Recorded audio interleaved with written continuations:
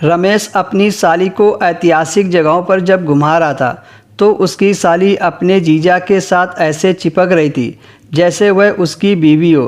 रमेश अपनी साली से कहने लगा, यह तुम क्या कर रही हो? हाँ, इसमें हर्ज ही क्या है? आखिर साली तो आधी घर वाली होती है, उसे भी तो शादी से पहले तजुर्बा होना चाहिए। मुस्कुराते हुए रमेश की साली शिखा बोली, लेकिन यह तो गलत बात है, तुम्हारी दीदी के साथ धोखा होगा।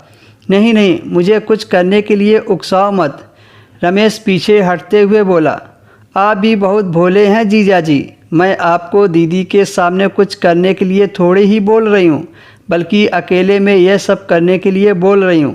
कहते हुए शिखा ने अपनी पूरी बात बोल दी। उसकी बातें सुनकर रमेश कुछ पलों के लिए सिहर उठा, फिर खुद पर काबू पाते हुए बोला, तुम तो बड़ी नटखट हो साली साहिबा। किसी का ईमान डिगाना तो कोई तुमसे सीखे, पर मैं तुम्हारी दीदी के साथ धोखा नहीं कर सकता। रमेश की बात सुनकर शिखा झुंझला गई, पर उसने अपनी झुंझलाहट का एहसास नहीं होने दिया, बल्कि मन ही मन कहने लगी, देखती हूँ कि कब तक तुम मेरे हुस्न के जलवे से बचते हो। मैंने तुमको अपनी बाहों में ना लिया तो मेरा नाम भी शिखा नहीं। घूम फिर कर घर आने पर शिखा की बहन पूजा ने पूछा, घूम आई शिखा, कैसा लगा जीजा जी का साथ?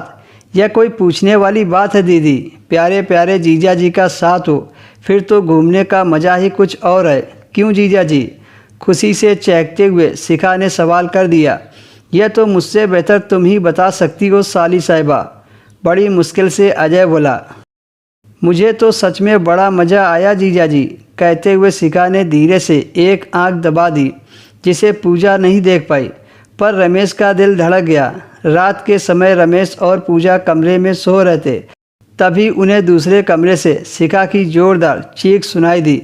वे दोनों दौड़कर उसके कमरे में पहुंचे। शिखा अपना पेट पकड़कर जोरों से कराह रही थी। अपनी छोटी बहन का यह हाल देखकर पूजा घबराकर पूछने लगी, क्या हुआ शिखा? तभी शिखा रमेश की तरफ इशारा करते हुए बोली,